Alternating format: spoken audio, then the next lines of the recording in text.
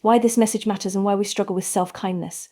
Good morning, friends. Let's get real for a moment. How often do we wake up and immediately start running, not just physically, but mentally? Before our feet hit the floor, our minds are already racing lists, expectations, comparisons, regrets, and that nagging little voice that tells us we're not quite enough. And you know what? That voice is lying. I want to share something with you today. It's not a to-do list. It's not a self-improvement plan. It's a simple practice, 9 things to tell yourself every day. And before you roll your eyes at the idea of yet another morning affirmation routine, just hear me out. Let's talk about authenticity, a word that gets thrown around a lot, but is often misunderstood. We live in a world that constantly tells us who we should be. Social media, workplace expectations, family traditions, cultural norms, all of these shape a version of ourselves that sometimes feels more like a performance than a truth. We curate our words, filter our emotions, and hold back the parts of ourselves that feel too messy, too complicated, or too different. The cost of that: exhaustion, disconnection, the quiet aching feeling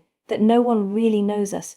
But here's the thing, authenticity is not about being liked, it's not about being perfect, it's about being real. Being real requires courage. Why is authenticity so hard? Because somewhere along the way we learned that being our true selves might not be safe. Maybe we were told we were too much or not enough. Maybe we were laughed at for our dreams, ignored when we shared our feelings, or made to believe that our worth was conditional based on what we achieved, how we looked, or how well we fit in. So we adapted, we shaped ourselves to be accepted, and in the process we started losing touch with who we really are. What does authenticity actually look like? Authenticity isn't just about being yourself, it's about knowing yourself first. It's about sitting with your own truth, even when it's uncomfortable. It's about recognizing your values, your needs. Your authenticity is key. Letting go of the pressure to be someone you're not. Fears and your dreams. It means speaking up, even when your voice shakes, setting boundaries, even when it feels awkward, allowing yourself to be seen, even when you're not at your best, admitting when you're struggling instead of pretending you have it all together, owning your mistakes instead of covering them up. It's about showing up fully, not as the version of yourself that's most acceptable to the world, but as the person you were meant to be. The freedom of being real. Here's the truth. No matter how much we try to fit in, not everyone will approve of us. That's okay, because the goal isn't to be universally liked. The goal is to be deeply known. The people who truly belong in your life will love you for who you are, not for the mask you wear. The best part: when you embrace your authenticity, you give others permission to do the same. Your vulnerability creates space for connection. Your honesty makes others feel safe to be honest too. So let's stop living for approval. Let's stop apologizing for being who we are. Let's stop shrinking to fit into spaces that were never meant for us. Because when we are truly ourselves, flawed, brave, and real, that's when life begins to feel alive. That's when we start to feel free. And isn't that what we all want? Have you ever sat through a speech or a conversation where someone was just telling you what to do? It might have been full of great advice, but something about it didn't quite stick. Maybe it felt distant, impersonal, like someone was talking at you instead of with you. Now think about the last time someone told you a story, one that pulled you and made you feel something, reminded you of a moment in your own life. You probably remember that story much more vividly than any list of instructions or bullet points. That's because stories are how we connect. Why do stories matter so much? From the time we were kids, stories were how we made sense of the world. Before we could read, before we could analyze facts, before we understood logic, we understood stories. They helped us understand who we were, what was possible, how we fit into the bigger picture. Even as adults, our brains are wired for narrative. Stories aren't just entertainment, they are how we relate to one another. They bring abstract ideas to life in a way that logic alone never could. They make us feel so mething. And when we feel something, we remember. Think about it. When someone stands on stage and lists off statistics about overcoming failure, you might nod, think it makes sense. But when someone tells a personal story about the time they took a huge risk and fell flat on their face, only to get back up and try again, now you're hooked. Now you see yourself in their struggle. Now their lesson becomes real to you. The danger of preaching instead of storytelling. Here's where we often get wrong. When we have something important to say, we think we have to storytelling over preaching. Connecting through real experiences, not perfection.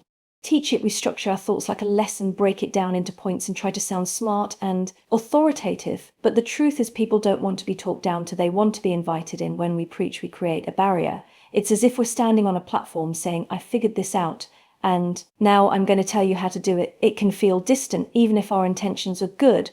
But when we tell a story, we step off that platform and say, here's something I've been through, maybe you felt this too. Suddenly there's connection, there's common ground. What makes a powerful story doesn't have to be dramatic.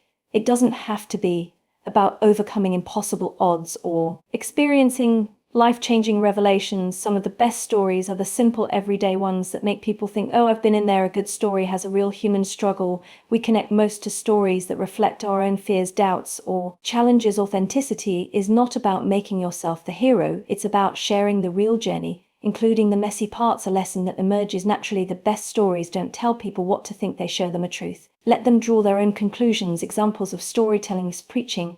Let's say you want to talk about the importance of resilience. Preaching version: you should never give up no matter how hard things get. Success only comes to those who persevere, and failure is just a step toward growth. Storytelling version: I remember a time when I wanted to quit. I was standing in my kitchen staring at an email that said, "We regret to inform you," and I felt like the biggest failure. I was convinced I wasn't good enough, that I should just stop trying, but something happened in that moment. I realized I had a choice. I could believe that voice in my head, or I could try one more time. That one more time led to everything I have today.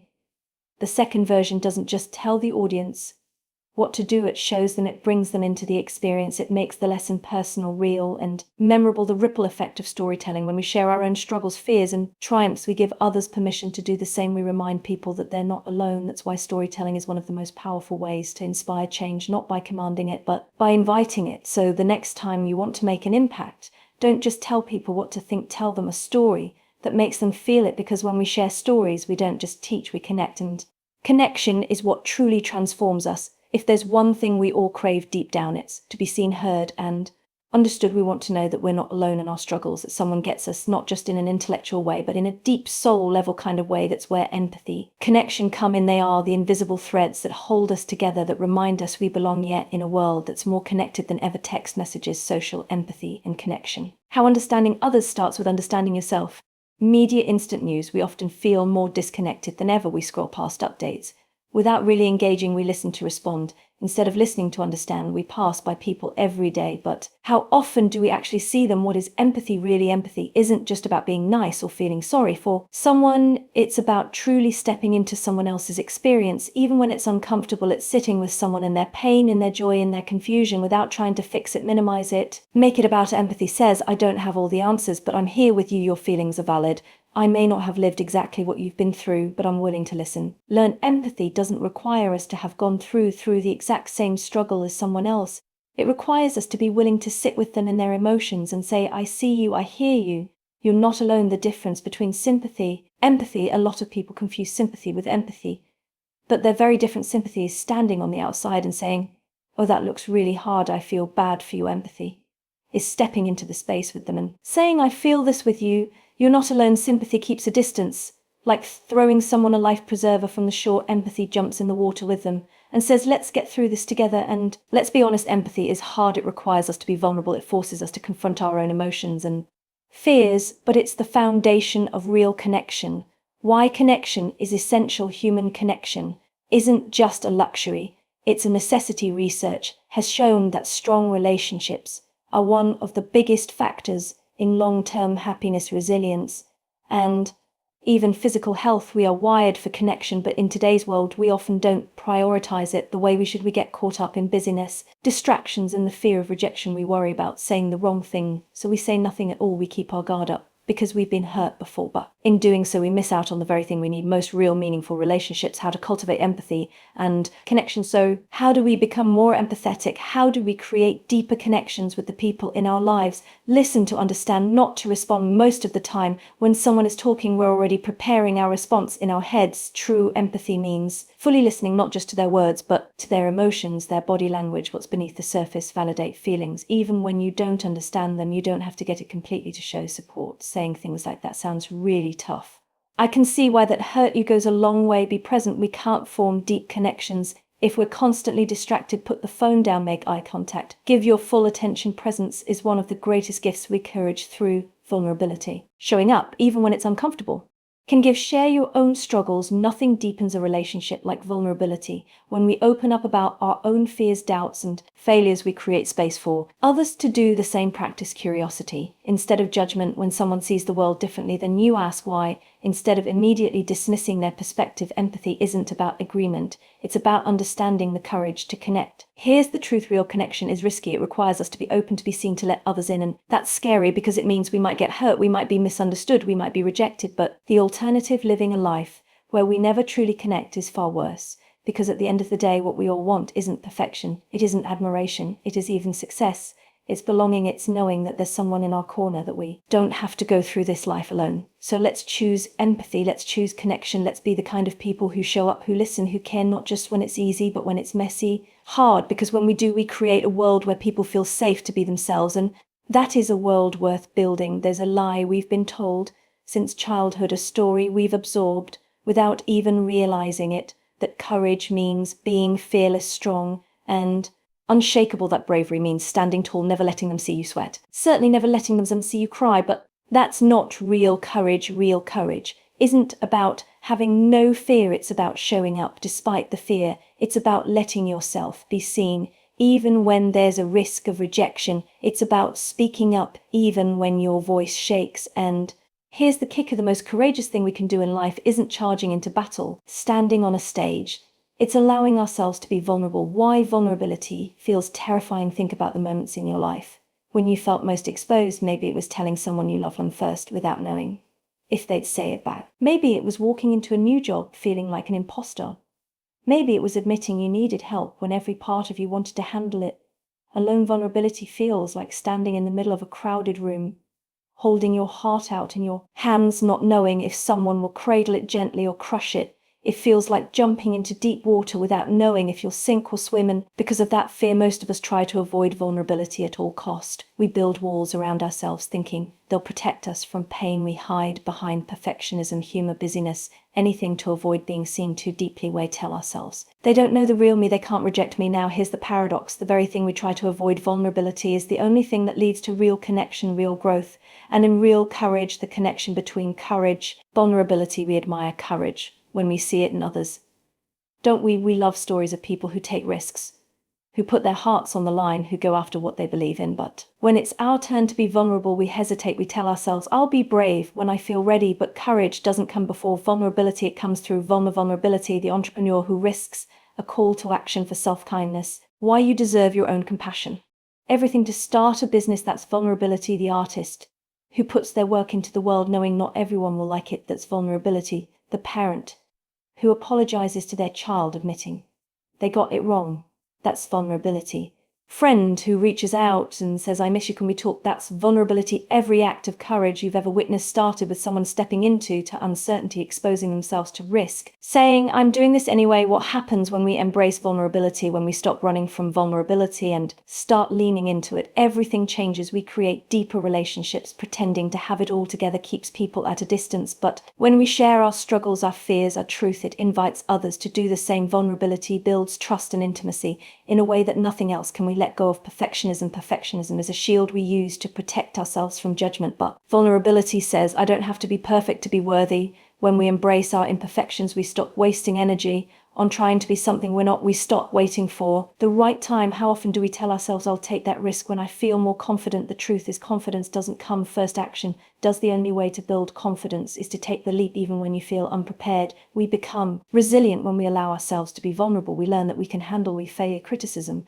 rejection. We stop fearing them so much we realize that even when things don't go as planned, we're still standing. How to practice courage through vulnerability. Vulnerability isn't a one-time thing, it's a daily practice. So how do we start? Say what you need to say. If something is weighing on your heart, speak it. Tell the people in your life that you love them. Apologize when you've messed up. Ask for what you need. Holding it in only creates distance. Take risk at even small ones. Send the email. Ask the question. Try the thing you've been avoiding because you're afraid of looking foolish. Every small act of vulnerability strengthens your courage muscle. Admit when you don't know something.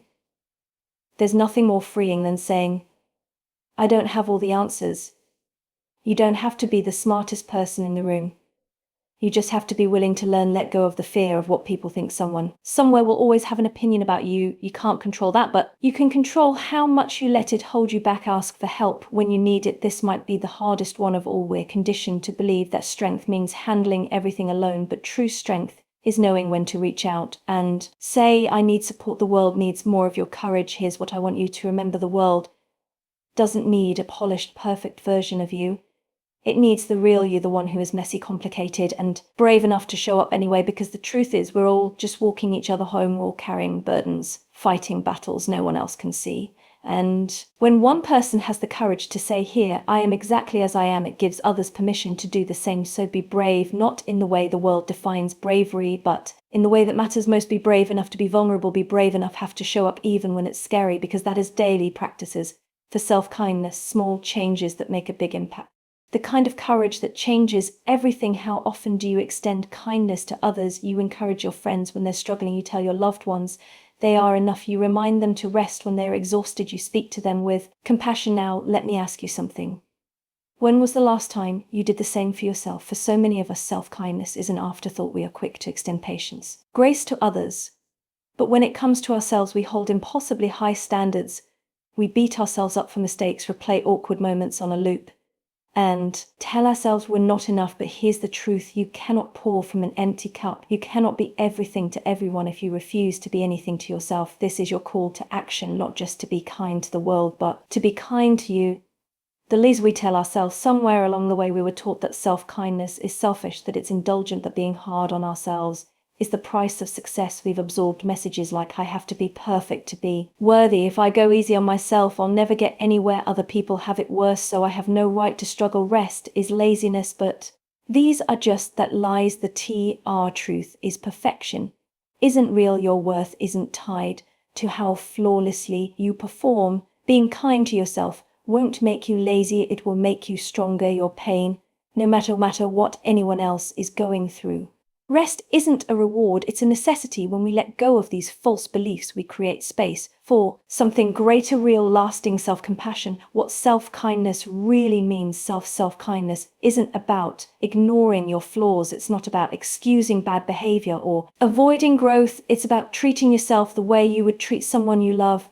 It's about saying, I am allowed to make mistakes. I don't have to earn rest. I am enough exactly as I am. Self-kindness is recognizing that you are human, and that is enough. The cost of self-criticism. Many of us think being hard on ourselves is what drives success, but research shows the opposite. Self-compassion actually leads to greater resilience, motivation, happiness. When you constantly criticize yourself, you drain your energy and creativity, increase stress and anxiety, struggle with confidence and self-worth, burnout faster. Think about it. When has self-judgment ever truly helped you? When has calling yourself a failure made you more successful? When has pushing yourself past your limits left you feeling fulfilled? Practicing self-kindness, a daily commitment. So how do we shift? How do we learn to treat ourselves with the same kindness we show to others? One change: the way you talk to yourself. Pay attention to your inner dialogue. If you wouldn't say it to a friend, don't say it to yourself. Instead of, I'm so stupid for messing that up, try, I made a mistake, but I'm learning to give yourself permission to rest your body.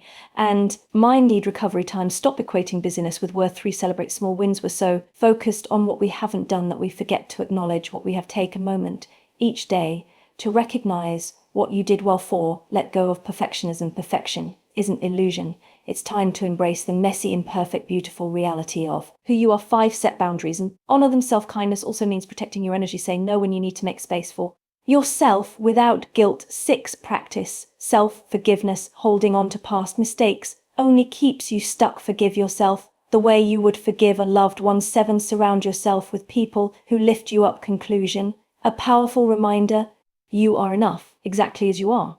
Your environment matters. Be around people who encourage your growth, not those who tear you down. You deserve your own kindness. You are not here to be perfect. You are not here to prove your worth through exhaustion. You are here to live, to grow, to learn to be human. So be gentle with yourself, speak kindly, give yourself grace, because the relationship you have with yourself is the longest one you'll ever have. Make it one built on love, not judgment. This is your call to action, not tomorrow, not when you deserve it, now, because you are already enough, and you always have been. At the end of the day, the most important relationship you will ever have is the one you have with yourself. It is the foundation for everything else: your courage, your connections, your ability to give and receive love. When you choose authenticity, you free yourself from the exhausting need to perform and please. When you choose storytelling over preaching, you create real human connections instead of walls. When you choose empathy, you remind yourself, others, that we are never alone in our struggles. And when you choose courage through vulnerability, stop hiding and start living fully, messily, beautifully. But none of this is sustainable if you don't also choose self-kindness, if you don't learn to offer yourself the same grace, patience, encouragement you so freely give to others. This is not a one-time decision. It's a daily practice. It's waking up each morning and choosing to say, I am enough exactly as I am. I will be brave today. Even if my voice shakes, I will treat myself with kindness. Even when I stumble, I will show up in this world as my real, imperfect, worthy self. Because when you do, you don't just transform your own life, you give others permission to do the same. So let's make a promise today to be kinder, to be braver, to be real, not just for others, but for ourselves, because we are all worthy of that kind of love, starting with the love we give ourselves. Let's show up, let's be seen, let's be kind. The world needs more of that. The world needs more of you.